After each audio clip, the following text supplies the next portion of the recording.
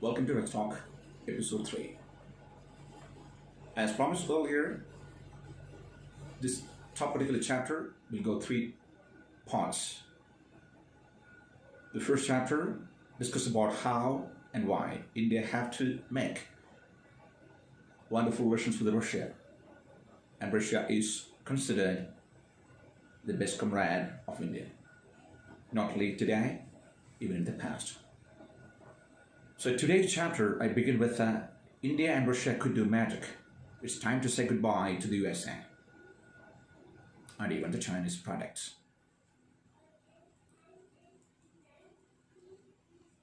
So tonight we have some firm and decisive chapter of discussion.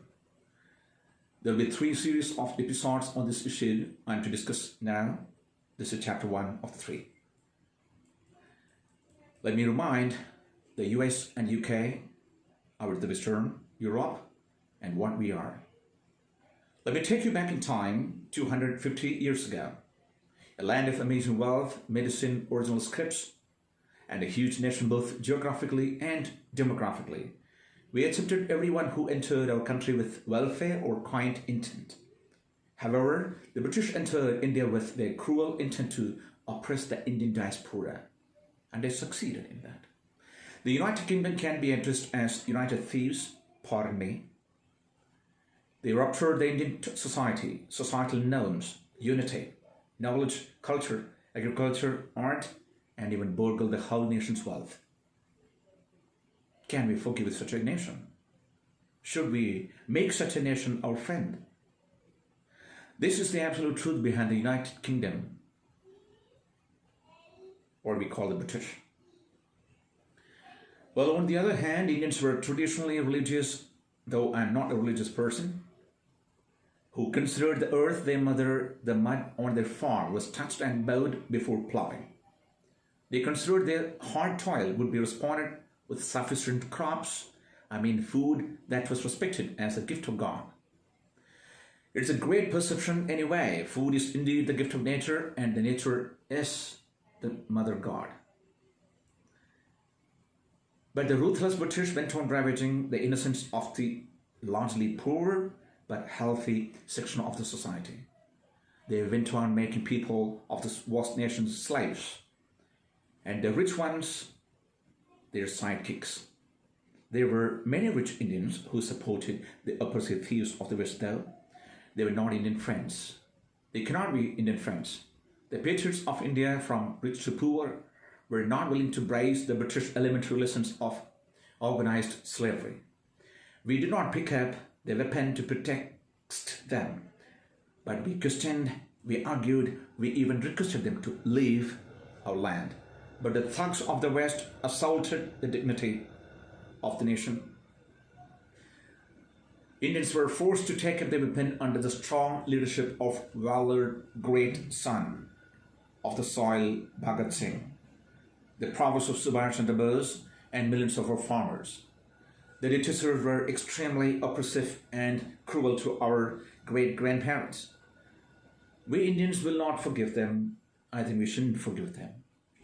Indians were ruined under slavery in the past, and even today we are seeing the same effect.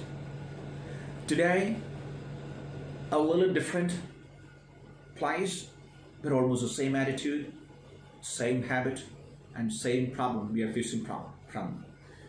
The he-man of business, a nation that dictates terms to other nations.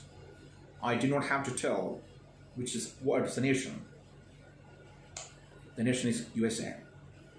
It has gained this hashtag supercop. Everything is business in this nation.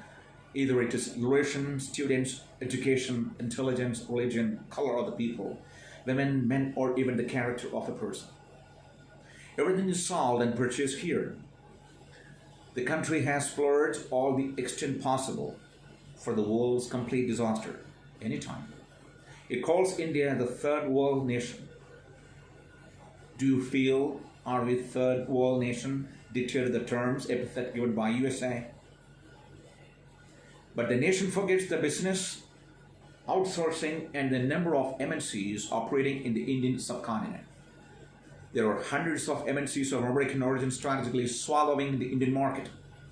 If the UK had made India a slave, today USA is making India their economic slave. We have to emerge as a challenge to it. This is the time. We need a restructuring of our economy.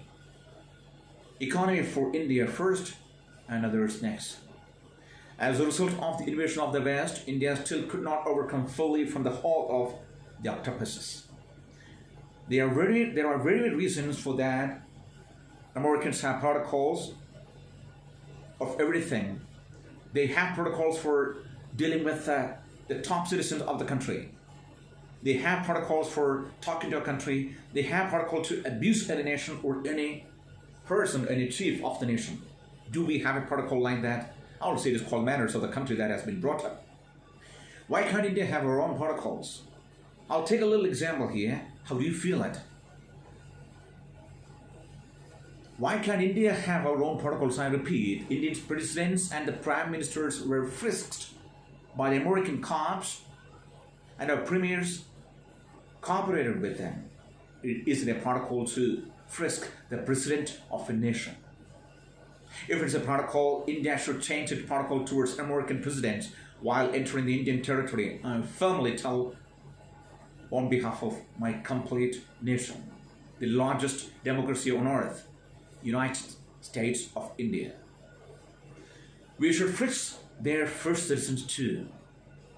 This nation cannot be an Indian friend, rather cunning and stylish diplomatic friend.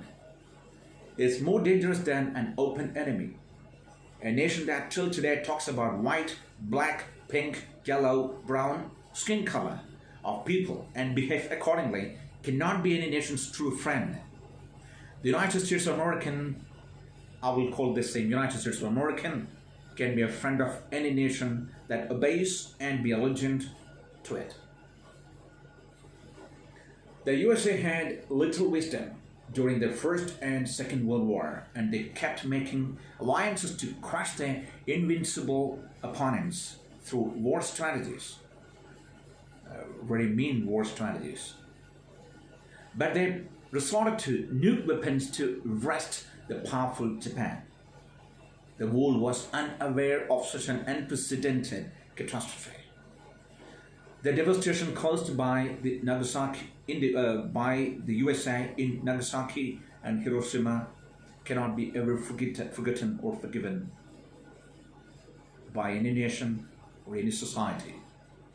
Americans considered that Japanese were defeated brilliantly, but that was not the truth. The Japanese decided to restructure their country with the valor, hard work, and harmony that Americans can never think of. This is American intelligence. If it were intelligence, then every druggie is brilliant. Every terrorist is brilliant. What was the purpose of Vietnam War? What did USA achieve through that? America realized one thing through Vietnam War, that next time the US cannot battle with the Vietnamese. The long bloody battle was the befitting example for their unbearable arrogance. Fortunately, the ruling nation, Vietnam, fought like warriors, but the US fought like barbarians. Why the US declared war against Iraq? You have to go back to 1990s. The Kuwait sought the American help when the former tried to capture the Kuwait city in 1990s. I mean, the Iraqis tried to capture Ramallah. They kept for 6 months. Though the American troops could bring back Kuwait in its previous format in almost very less time, but it did not ease the greed for Iraqi soil, for the oil. It kept haunting the Iraq and the dictator of the country, Saddam Hussein. And he was defiant to accept the US sanctions and the terms dictated to his country. I will not support Saddam Hussein for his political greed at all.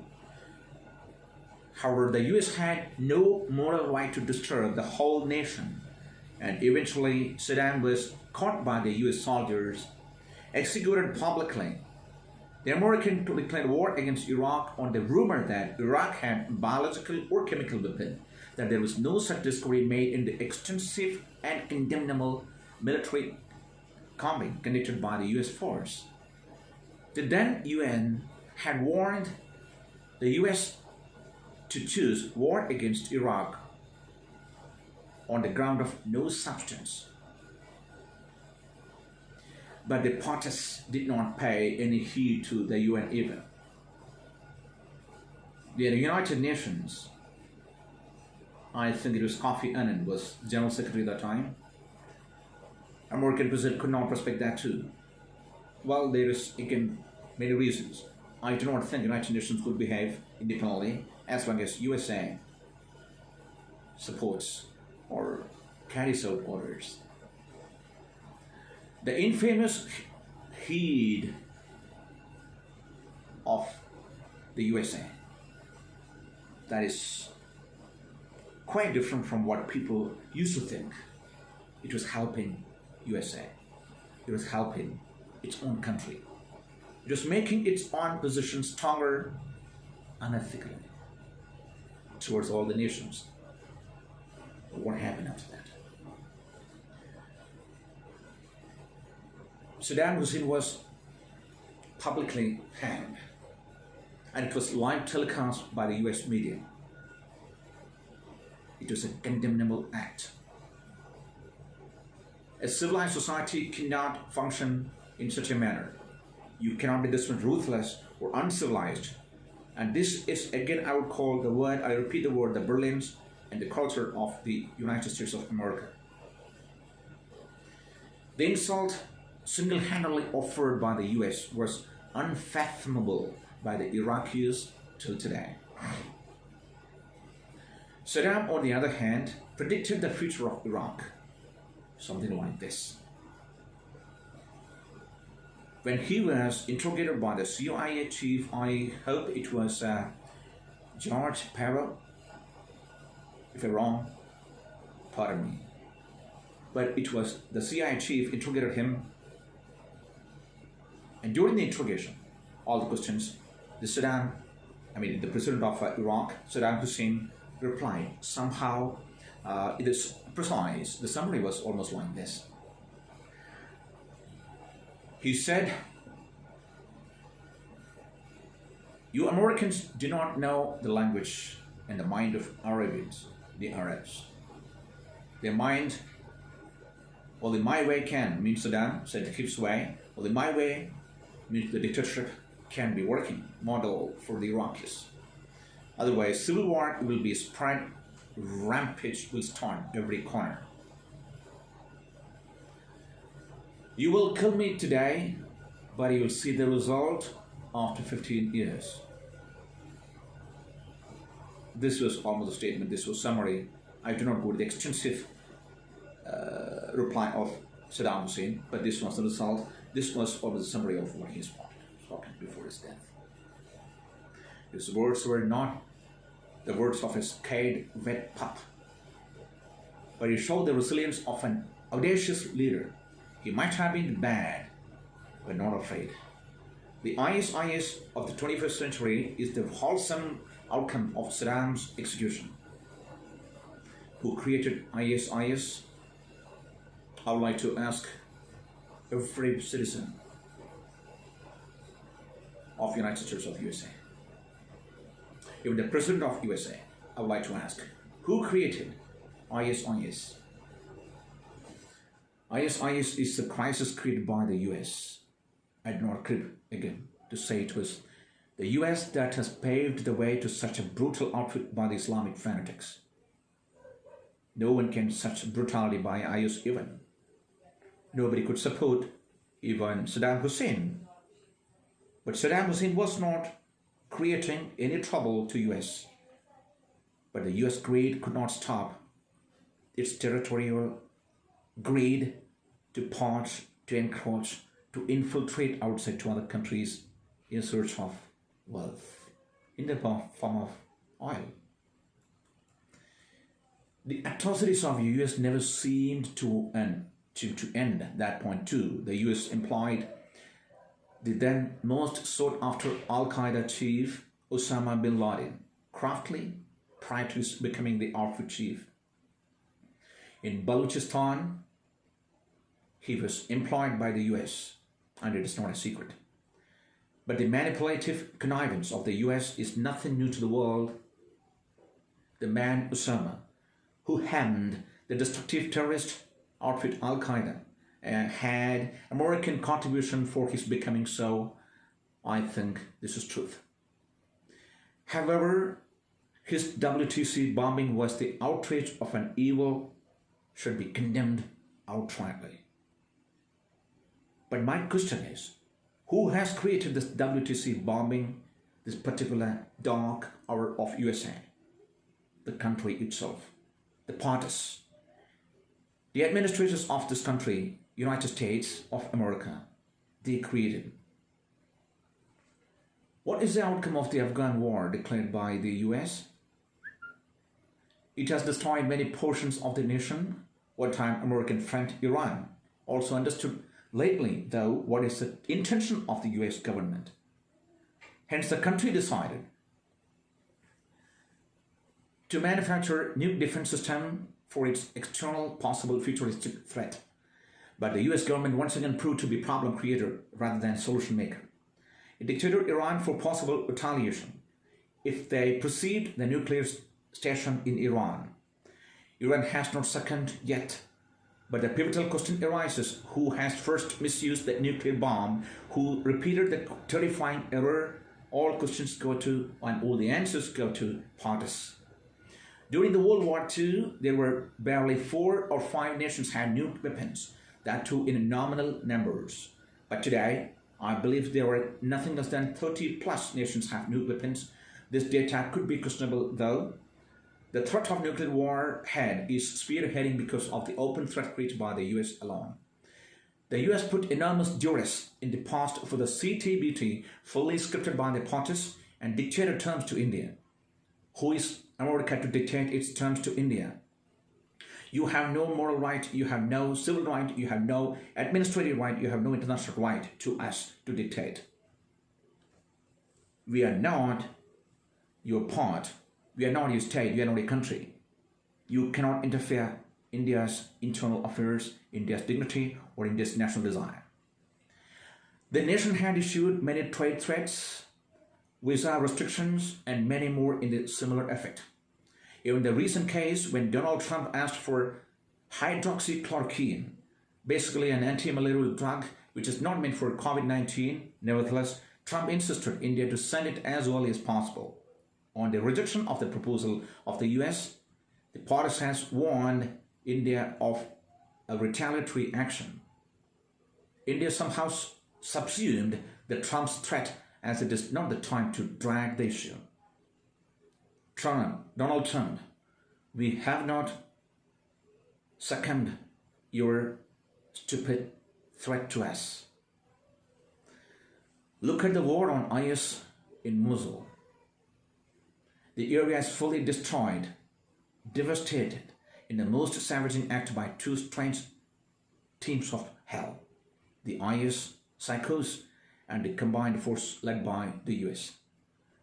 We have to see the result. What is left in Mosul?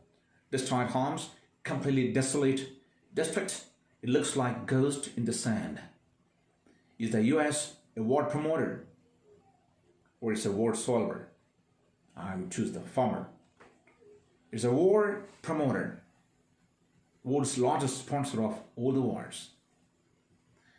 A major portion of the US GDP derived from the global arms sale. These arms are not sold for peekaboo, but for the war criminals around the world. How does a terrorist get American-made artillery? The terrorists acquire those from the US mafia. It is estimated to be 27% of the US GDP emerges from such sale alone. One nation has spread hatred and disharmony to the human world on earth, and it could lead to the WW3 within 20 years. This is the greatest achievement of USA. This nation is a land of paradoxes. It is the nation of the world's most dreaded mafia. It is the nation of the world's most corrupt businessmen. It's the land of the worst education, but the Indians are yet to understand this. Why does it happen will be explained in my fourth episode. The nation promotes the maximum number of applications on cell phones. It's a nation that promotes the world's most and the worst soft drinks, canned food, and a country with the maximum broken families. Why do Indians prefer to run into such a nation? Why to make India weaker? And you should think how to make India a much stronger nation, and we can. Why to strengthen Indian rupee, and how to strengthen Indian rupee against the dollar, because it is ruling this country. All these and many more will be heard in my fourth episode. In the last episode of this series, you'll hear why Russia is the perfect friend for India's harmonious growth. Do not miss it. In this episode, I could not explain the whole issue, the whole thing, because it has limited time. And we have made it 3 episodes. And the next episode, you'll find what is India, how India can prosper in the next 15 or 20 years as the most powerful, not to destroy the world, in its own way, powerful territory in this world. But I want India to be the topmost nation in this world, but the most dignified, and we can and we will. If you keep what I'm going to tell you. Till then, keep watching Rex Talk, and please subscribe it, promote it. Good night. Thank you.